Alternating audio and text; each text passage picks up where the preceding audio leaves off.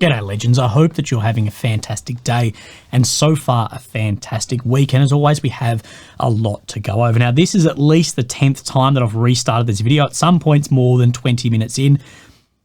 I'm struggling to just articulate some of the pieces that put forward because we're speaking about very technical things that require a lot of critical thinking and I guess out of the box thinking about propaganda, influence from asymmetrical hybrid warfare as well. So if I bumble through things or re-tap on, I'm just going to try and push through as much as we can. But what are we looking at today? Okay, so we've had claims of destroyed or damaged or hit long-range strategic Russian bomber, a Tu-22M3. Now today we then have satellite imagery of this that may tell a different story. We will then have a look at the maps and see where things are changing. We can see then where the Russians are moving, where there are claims, where areas have fallen, but we'll look at where officials and state officials are saying that areas haven't fallen either, and geolocations that tell a different story to the maps all together. We need to look at partisan warfare in a new video released from the Ukrainian Special Forces about partisans. Now, I actually believe there's a lot less partisan activity than I would have thought before this war. If you look back through the history of the KGB, things that have been then released, the partisan element was to be huge across Europe in any big war. I'm very surprised we didn't see more of that in Ukraine, and I'm very surprised we're not seeing more of it in Russia from Ukraine as well. But even if the guns fall silent on a negotiated process here, there will still be partisan warfare, and that is very, very difficult to try and stop. Now, we need to talk about the situation in Mali. Now, I copped a lot of criticism yesterday about not talking about this in my main video. I didn't mention it in that video because I did a completely separate video that was released, I don't know, 8 hours earlier, 20-something minutes, specifically speaking about this. Of course, the main criticism is I'm a propagandist because I'm ignoring that, which is not true. But we then will talk about propaganda and what US officials are saying coming up into the election year and Russia's influence and propaganda aimed at then the election and, of course, people that may be running in said election.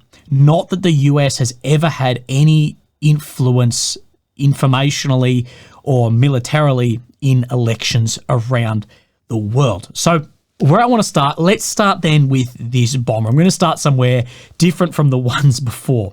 So a couple of days back, we started seeing things like this. This is from Visegraph. For the first time, Ukraine has struck Russian territory within the Arctic Circle. That drones struck this strategic bomber here and that the plane was destroyed. We had, of course, this through more some other media too, from the GRU, at least one of their contacts there. As a result of the GRU operation of the Ministry of Defense near here, the military airfield Olenia at the base of strategic aviation, a long-range supersonic bomber missile carrier Tu-22M3 was hit. And they're saying it's 1,800 kilometers away. I believe with something like this, it's probably more likely that partisans or whoever smuggled a drone into Russia and hit something like this rather than the drone coming all the way from Ukraine to that base. But today we have then satellite imagery after we had some very poor satellite imagery come out. And the satellite imagery is telling a different story. So this is from Ukrainian pages here. Better satellite images confirms this particular Tu-22M3 aircraft has not been affected, instead of previous assumptions by other sources. So the comparison of images taken on 26th and 27th shows no damage to this or other aircraft at the airfield, nor does it show anything we would think we would see after a strike. Oil, fire, burning of the grass, anything of that then nature. So here are images. Now you will see an aircraft has moved here. So slightly moved on the one down here, and then another aircraft has come in. Aircraft tend to move around battlefields. So again, from what I've said 2 days, 3 days ago, I've said it every single time. When there are claims made, whether it is Russian, whether it is Ukrainian, whether it is me, there are satellites everywhere. There are cameras on everything. Images will come out. That claims of a large nature, I'm sorry, we need confirmation then of them. So let's then look at Mali. And this is the area where I keep getting stumbled in what I'm trying to put across. So, well, what I'll first say is the Western world is very concerned about Russia and China's growing influence in Africa, in areas like Mali, as we have seen an increase in their influence, a massive decrease in ours, especially, say, in Mali, for instance, with the over decade-long French then mission ending last year, and that replacement being basically Wagner PMC. So let's look at what the Kiev Post has said, what images are coming out, and something that I didn't get wrong, but I waited on yesterday. What I said in the video yesterday was there's a lot of claims about choppers going down. I said for the propaganda purposes, with the videos of the bodies, the videos of the vehicles, if a chopper went down, we'll get a photo of that very, very quickly. And we have got some images here, and then someone has emailed me across too. So this is actually front on of a Mi-24. So we're looking at the front of it here that has gone down after receiving some fire. So this was the message that came with it. One of two that were involved took significant ground light machine gun or technical fire. So technical, maybe it would be a Toyota Hilux with, say, an AA gun on it, and had to limp away from the area of operations. It was able to auto-rotate, crash land in Russian Wagner Mali government-controlled areas a few kilometres away. Both pilots survived. So that is what I am getting told then about this. Remember that the Russian Wagner forces were working with Mali government soldiers at the time, but it's not really that simple on a much larger scale. Now, let's have a look. The Tuaregs, who are destroying the Wagnerians in Mali, pose with the Ukrainian flag photo. Now, some of the first things you'll notice in this is, of course, the Ukrainian flag, but the people that have their faces blurred out are white guys. Now, unless this is a Netflix documentary, in this area of the world, you don't have too many armed white guys with better weapons drills than those guys around them. Kiev Post has obtained a unique photo showing Malian Tuareg rebels posing with the Ukrainian flag after one of the last successful raids against Wagner terrorists in Africa. It is most likely that in this way the Tuaregs decided to express their support and gratitude to Ukraine, which is known to persecute the Wagnerians everywhere on the African continent. Also, people are pointing to then advisors here too. But it is known Kiev comprehensively supports any forces in various parts of Africa that are fighting terrorists from Wagner PMC. Now, this is a bit concerning of any forces. Now, there are a hell of a lot of forces working in Africa who are brutal, genocidal terrorists working throughout Africa. And some of those are opposed to Wagner. A lot of this with IS connections or IS themselves. I would like someone to break down exactly how comprehensive this then is, but we're seeing a lot of this enemy of my enemy is my friend. And what I mentioned yesterday is those who are cheering for Tuareg because of this operation, regardless of how you think about Wagner, Tuaregs are probably then not going to be your friends. And then I spoke about this because everyone's saying, well, they're Ukrainian advisors, white guys here, blah, blah, blah. And I said, just because a white guy is holding a specific flag doesn't mean that X person or that person is from that country. My point is, as Russia's influence in Africa and Central Asia grows, I think we'll see more advisors involved, of course, through proxy nature, with questionable groups, with Tuaregs are a questionable group. China and Russia are currently winning the war for the third world, which I guess is a statement of me, but I will say that with the asymmetrical hybrid campaigns and influence. Then in 15 years' time, we'll end up fighting whoever we trained, like the Mujahideen Taliban cycle in Afghanistan. If you're not aware, the Mujahideen was an operation to fight the Soviets in Afghanistan. That ended up the guys who then the coalition fought and lost against as well. And I say the Tuaregs, and we have this is from 12 years ago. The control of northern Mali, where this occurred, by Tuareg rebels and Islamist fighters aligned with Al-Qaeda, proved a serious challenge to the Western counterterrorism policies. So, again, yeah. But we'll continue to go through and I'll make some more observations in a sec. Yes, this is definitely a photo of the Tuaregs after defeat of Wagner PMC terrorist convoy. Russia traditionally has found a Ukrainian trace and blames the GUR for the latest defeat of Wagner convoy in Mali. In particular, Russian propagandists continue to cry about the involvement of the head of Ukrainian intelligence, Kirill Budanov, in everything that is happening with their terrorists in Africa. So you can see very leading language, but it's a Kiev Post. It's a Ukrainian paper. You can see the leading language used in here. The representative, the main director of intelligence, GUR, Andrew Yusov, on the air on the national telethon on Monday. So if you're not aware, it's basically a 24-hour just like propaganda information channel going. A lot of Ukrainians have said we paid it. Stated the insurgents received the necessary information, and not only the information that allowed to conduct a successful military operation against Russian war criminals. About the details, we won't definitely talk at the moment, but there will be a continuation. So confirming here there was some level of cooperation had occurred and that there will be then more happen. Now, what I do question is who we're seeing in these photos. Well, I said just because it's a white guy with a flag doesn't then mean they're from then that nation. Could it be NATO SF? Could it be a PMC? Again, we don't know who's actually conducting a lot of these operations. Now, one thing I will say is by holding a Ukrainian flag here, Russia and Ukraine are at war, no one would bat an eyelid. So you could see operators, private contractors working under a Ukrainian flag against Russian forces for the fight and war that will happen, that is happening in Africa, and that influence of Russia, because imagine if it was staying there with an American flag, significantly different. No one bats an eyelid if it's a Ukrainian flag, the war is already happening. And talking about training then these forces, this is the dance that major powers in the world play. And it often comes back to bite. Give it a decade, you probably end up fighting these same guys. The use of African states, the use of Africans for resources, military objectives, political objectives, has and will forever destabilize this region.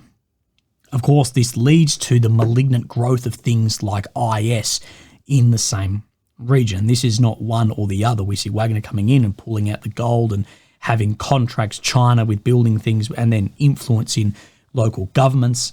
And of course, then we have done similar to this as well historically too, and then training and working with local forces as well. And a lot of the warfare that happens in Africa is the enemy of my enemy is my friend. But there aren't many, I guess, good guys in bad lands. But why do Russia and China have a lot of influence, and why maybe historically does Russia have it a lot easier to get this influence in Africa through their campaigns than, say, the West? And it's broken down well in the book called The Russian Anxiety by Mark B. Smith, written pre-22. Everything post-22 always gets a little bit propagandary, but we talk about Africa. But Russia did not have an empire in Africa, so it didn't exploit the Africans as the British did across the continent. It didn't massacre them as the French did in Algeria, nor did it exterminate them as the Belgians did in the Congo or the Germans tried to do in their southwestern colony. In the 21st century, Russia was not buying up land and resources in the quasi-imperial manner of contemporary China, so there were no historic or present-day circumstances in which Russian anxiety could take hold, say like in Europe. Nor did the Cold War create them as far as this anxiety and the willingness to not want to work, and I guess this bit of fear about the Russians in Africa too, and that they have not the uphill battle that other nations may have due to the history there too, and that Russia in Africa is working primarily through proxies. So there's that level, the degree of like separation too from the Russian forces themselves, unlike ex-army then on the ground. Right, so then let's have a look at the maps. Now, of course, here is Ukraine in the center, the capital of Kyiv. The red area is occupied since 22, the purple since 2014. The red check is areas that have moved within the past 24 hours. And where I want to come is down into here. We see the green. This was the Orokhiv front of the Ukrainian counter-offensive. Now, this area we have said that most maps look significantly different from the deep state map in here, dramatically different, and that then a lot of geolocations are separate from this. And the ISW, who is a very pro-Ukrainian think tank, have then called said this today. The Institute Study of War said on July 28, according to geolocated footage, Russia has likely seized all of Robotny. Now, a spokesman, Dmitry Lukhovy, disputed the claim in a comment for The Independent on July 29th, saying the situation in the sector was without any major changes. Now, Russia has said they claimed this back in May. Other maps have been showing since then as well. ISW referred geolocated footage shared by Ukraine and Russian Telegram channels showing Russian ground troops north of the village. So, again, we will see, but that Lukhovy did not disclose any additional details while denying any significant changes in the area. So this footage here, which I won't show you on here, but it's then on the Telegram, is then geolocated to here. So let's have a look. It's where then these two tree lines then meet, then out to the north. So it's just where my cursor is here to the northwest in green zone. But what I want to point to as well, we have had other geolocated footage confirmed on this corner of Russian forces too. What lines up more so with a lot of the other maps that we are seeing. So I'll let you make up your mind on where that front line actually sits. Now, yesterday, a Syriac map claimed down this tree line that Russia had a major advancement towards this road. This has now been confirmed on the deep state map today, so we 100% know that happened. Moved to the north, Osheretne front, Avdiivka front, we have seen further expansion of control out near Prohez of the Russian forces, expanding this area up to this intersection and in the direction of Pokrovsk. And this area is somewhere where we need to keep an eye on as it's moving through defensive positions, and may this speed up a lot if it can get behind some of the main defensive works, which have so far failed to then stop the Russians in this direction. So this map here, not much to really talk about because it's showing the same movements here. So these maps at this location are lining up.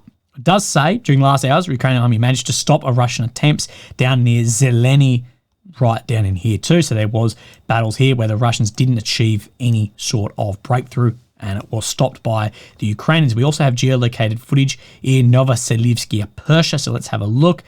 So we see where these roads come out. This is just down where my cursor is here, so in red zone. But just to give a double confirmation on this, at 1:32, I believe, we have then a Russian victory flag on top of this building here, confirming then that movement has been made. This area, the failure to stop the advancement here from Avdiivka back is concerning, and the idea of the winning too slowly, there's a hell of a lot of defense in here, but it does thin out the further west the Russians will push. So we will see if it can be stopped. Now, then we come up into the New York Toretsk front, and we do see that further Russian advances made through Pivcheny and through Zalizny as well. Of course, then having and putting threat on the envelopment that is occurring around the original 2014 border in here. So let's have a look and see where this is showing. So by Syriac, he has shown this movement up to this road for some time now, but he's showing more movement out to the north. So we assume there has been movement out to the north because it's shown across both, and movement then out to the southwest as well, which this is showing basically to the same extent that Russians have taken over 80% of Zalizny. So we know there has been advancements in here confirmed across then these maps. Again, here is another one being confirmed across these maps, and I'll just call this the Rozdalivka front. We can see two areas near Sperny, Rozdalivka, where Russia has then made territory on these maps today. So we can see that this is the first one right in here. This is in Rozdalivka. Now, it doesn't show then the second one, but it does show that this area has been filled in around Sperny anyway. If we look where this is where the train line is, it shows that this is all under control by Syriac, but does confirm this movement out from the red dot here, which is Rozdalivka, up then this train line. So confirmation of this movement, at least I will confirm, showing across both maps, which is my standard. Now, we'll come down Krasnoyarivka in here. We have seen movement through here and said to be more Russian movement than today to the north of Krasnoyarivka, right where my cursor is. Again, not confirmed across these maps, but Russian army took control of the last section of the core part of Krasnoyarivka and began entering the northern part of the town. In addition, Ukrainian army advanced south of the town was reversed. So we did know that Ukraine did take some ground in the south, but Surek is saying that then they were pushed back from that area. Again, I can't confirm this. Of course, the US would never interfere with foreign elections, whether militarily, financially, in a hybrid campaign, or informationally. But all countries, and especially major players, they do it in one way or another to fit their world order and their strategic operations. Ukraine-Russian war is no different. Israel-Gaza is no different. And there's a lot of propaganda comes out of these and a lot of very effective propaganda too. And what I've been saying online, we're going to talk about the US election, is be very, very careful of who and what you're listening to, whether it is the mainstream, whether it is a independent, whether it's a blogger, whatever.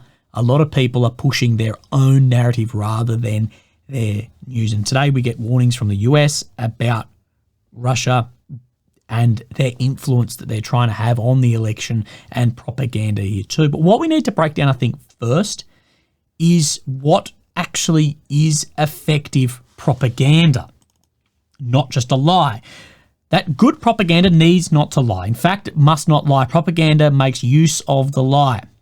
The right idea must be set forth in the appropriate way. So just a complete shambles lie will not work to be effective in propaganda.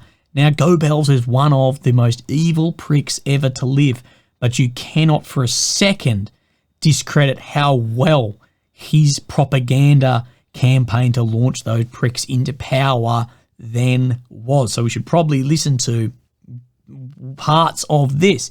And with information campaigns, then this book here, which is a thick book, but it's worth going through if you can, but The Sword and the Shield, Mitrokin Archive, basically the biggest intelligence leak out of the KGB ever. But speaking about informational campaigns in this, what it becomes very obvious is when there was a complete lie set forth, it never took off. But when it presented truths, but in the format appropriate for the operations that the Soviets see fit, that's where they had a lot of success, not just from complete lies. They took a lot of credit for the success of something that may have happened anyway, or that maybe they just gave some publicity to or a push along, rather than fabricating then the whole thing. Now, to relate to Trump v. Harris and what this talks about, and we'll get into the article, I promise, it is not clear to me yet. It's really not clear to me who Russia and or China would actually prefer to get into power. Let's talk about Russia. If Trump is elected, the war in Ukraine would likely come to an end. Now, people off the bat will say then Russia is looking for this. I don't know. If Russia do believe from their assessment on the ground that they can make more ground and can occupy more ground, then they would prefer Harris, who will likely continue the war. As well, I believe Trump in power would have a greater effect due to the operations around the world conducted by the SVR and FSB and Chinese propaganda aimed at showing the West as these ultra-liberal, non-conservative, non-religious state. So I'm in this sort of flux of, although Russia might think Trump is a better candidate for their war in Ukraine if they're looking for an end to it, but he's probably a worse candidate for the asymmetric hybrid campaign that the Chinese and Russians have and having success at in the global south, where Kamala is likely a worse candidate for the Russians in Ukraine due to the continuation of the war. And while the cards are on the table, you can still have anyone win or lose. But I think they could more easily, with her in power, spin the messaging they're putting into the global south that, again, is effective propaganda because it is setting forth a truth but in the appropriate form for their hybrid campaign there. So I'm not sure overall which candidate they would actually then prefer to be in power. Because a lot of the Russian SVR, FSB, Chinese propaganda stuff put out into the world is aimed at showing the West as being hypocrites who have lost sense of their traditional values. And that's what they're putting out. And they're saying, well, we're the bastion of this. And they have used you, and look at how they treat Israel and Gaza compared to Russia and Ukraine and Africa and these other states. Look at what was done in Iraq compared to what we're doing here, and their messaging and how they're seen differently to this. And, well, I will say the opening ceremony at the Olympics probably didn't help this. But again, it is an interesting thing to talk about, and we'll look at then some propaganda here, and this is off a breakdown of SVR FSB operations. The disparity of resourcing and attention paid to Ukraine or Gaza as compared to Tigray, for instance, has left a strong and bitter sense across Africa and the rest of the world, and including in Western countries too, a hierarchy of Western concerns. Similarly, the apparent contrast in Western language and rhetoric, how it described the destruction of Aleppo or Mariupol, and how it excused Israeli operations in Gaza, leave many in the continent around the world perceiving a gap between Western rhetoric about values and the values practiced by those who have. And again, effective propaganda is you take a truth of this, is there different rhetoric reporting on these, and then you push it in the appropriate form then forwards out into the world. And it is interesting to see the rhetoric difference. And I saw this, and I don't know who this guy is, but I saw that this is an incredibly popular 140, and this is only 21 hours, and this has been up, I presume, days now. 144,000 likes, 3.8 million people have interacted with this. So this is viral on here about the Olympics, that Russia is banned from the Paris Olympics because of the war in Ukraine, but Israel is allowed to participate in Olympics despite genocide in Gaza. Now, obviously, a lot of people are interacting and agree then with this post by the amount of likes and comments. Now, I'm not trying to have a agreement or disagreement with this post. What I'm saying is obviously a lot of people are agreeing with what this says and are using, furthermore, this rhetoric put out into the world and pushing things then around. And these are having a lot of success around the world, not due to some operation pushing this forward. It's due to then exposing truths pushed in the appropriate then form. Now, we'll continue on this further. That the Expeditionary Corps, vanguard of Putin's multipolar worldview, offering those who reject Western legal structures. That Russia pushes a range of constituencies. Russia's argument is that it is the bastion of traditional values embodied by religiosity, the nuclear family, heterosexuality, and loyalty to the state. The Orthodox Church pushes outreach groups in the US through social media to conservative constituencies across Western Europe and Northern America. The vision of Russia has contrasted the depiction of the West as, according to some of the increasingly lucrative propaganda narratives being pushed, a bastion of decadent homosexual worship of Satan. Again, things like the opening ceremony didn't help on this, and I guarantee that these groups are trying to show as many people around the world of this is Paris. This is what has become of the Western world. And exactly like we've been saying in this, is that you use this to set your idea forward in the appropriate format. This is the article by AP. The American public should know that the content they read online, especially on social media, could be foreign propaganda, even if it appears to be coming from fellow Americans or originating in the States. Russia continues to pose the greatest threat when it comes to election disinformation.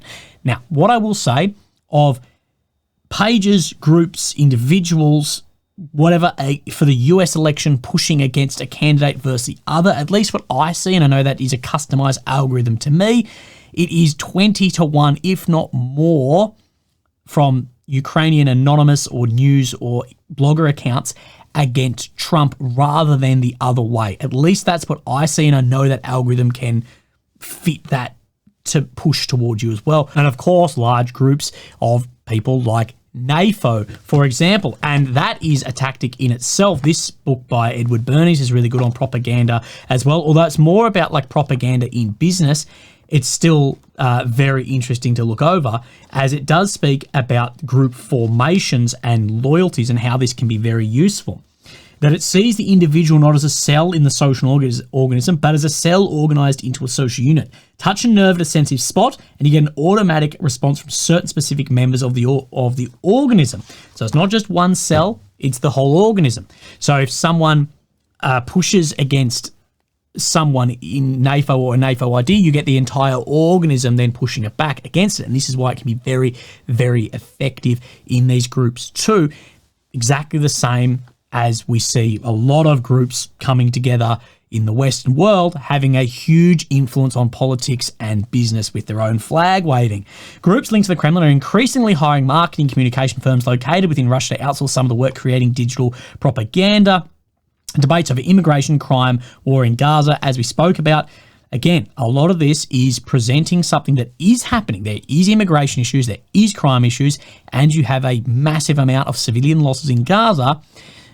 Like we spoke about in the definition and how good propaganda works, it's taking something that is happening and it's presenting it in the correct format to fit what they are wanting. And this is happening everywhere both ways. Don't think it's one.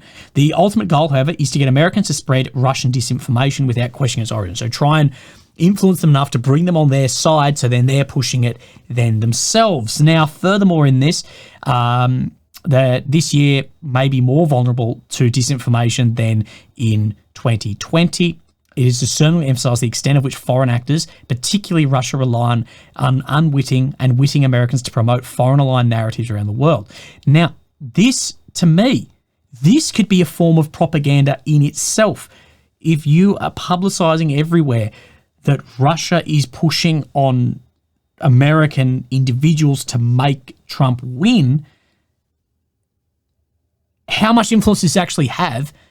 I don't know, but it might not be that much. This article could be seen as a propaganda piece itself because people go, oh, well, I don't want that, therefore I vote for the other candidate. This article could be seen as a propaganda piece in this, talking about the Americans and the Germans, where our effort, so they don't use the word propaganda, but they said our effort was educational and informative throughout, for we had such confidence in our case as to feel that no other argument was needed than the simple, straightforward presentation of facts.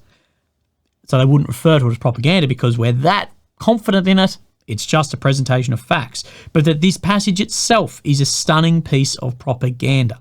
So take as you will. Now, this is an interesting one. Russia and other countries are quickly pivoting to exploit some of the recent developments in the presidential race, including the attempted assassination of former President Donald Trump, and the favourite, at least from what I look at, to win. Following their track on Trump, for instance, Russian disinformation agencies quickly amplified claims that Democratic rhetoric led to the shooting. Now, I believe, and I'm not a fucking propagandist, and nor does anyone pay me. I'd be bloody, I don't know what, I'd be sitting on an island somewhere making videos. I fully believe that the mainstream media's rhetoric and the Democratic rhetoric led to the radicalisation of that young kid to try and murder and assassinate Donald Trump. That is my honest belief.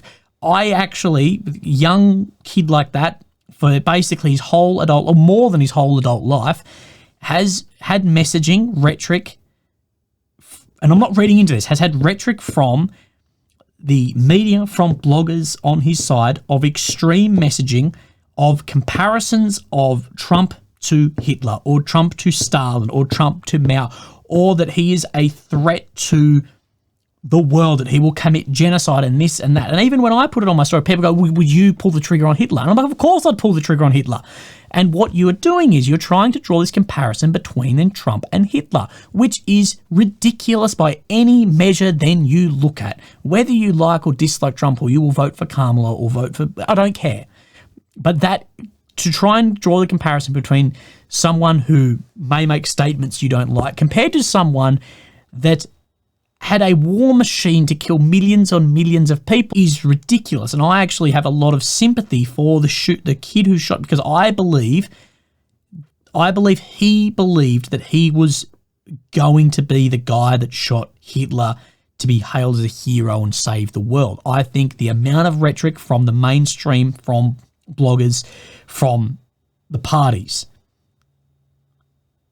that rhetoric led to the radicalisation of that kid, because they are drawing that conclusion, and he, I think, drank the Kool-Aid on that, and I fully believe he thought that he was actually doing like the world then a favour. And you can see that people actually obviously believe that, because so many people, it's pity he missed, blah, blah, that they believe that source. We already have an example of Trump as a president, and there was no fucking 1930s Stalinist Russia or Hitler Germany happen. But I believe I believe the mainstream, some individual bloggers and the Democratic Party actually wear a lot of responsibility for that kid trying to take someone's life and losing his life in the process. But I'm not saying that therefore there is an amplification of this. But again, it's using a truth in the appropriate form. Baseless conspiracy theory suggesting that Biden or the Ukrainian government orchestrated the attempt. Again, we have seen conspiracy theories pop up like this, but again, are they a mainstream narrative? I don't believe so, because again, it's not presenting then a truth as in the appropriate form. It's very difficult for a lot of people to draw that link. That's why that isn't as effective as other pieces. These pro-Russian voices sought to tie the assassination attempt to Russia's continuing war against Ukraine. Again, can you draw a line there? Yeah, if you are this kid, you're hearing that if Trump gets into power, there will be genocide across Europe and across the world due to this, and people will go as far as saying pieces like this, then you can see how these voices can then rise up and how that can lead into then very, very effective propaganda pieces that the Russians or the Chinese can use for themselves. And my question is in all this is, where is the line between freedom of speech and freedom of expression and propaganda? That is a very hard line to then draw. Or does it matter on what side you are on and what you then can say? That you can have groups, media, governments that are, say, more on one side, push on America incredibly difficult on citizens. No one bats an eyelid. But if a government pushes on the other side, and you can probably guess which side's here, everyone loses their mind. And then this actually ties into what people refer to as, from Stalinist Russia, as total democracy. The extreme point of total democracy is where everyone has a say, but everyone agrees. And the only reason to disagree is because you're an enemy of everyone else. And that is how many people see certain things if you suggest different than around the world. But I'll close with this. Propaganda will never die out. Intelligent men must realise that propaganda is the modern instrument by which they can fight for productive ends and to help bring order out of the chaos. The propaganda will always exist, but what one, I guess, ends the chaos?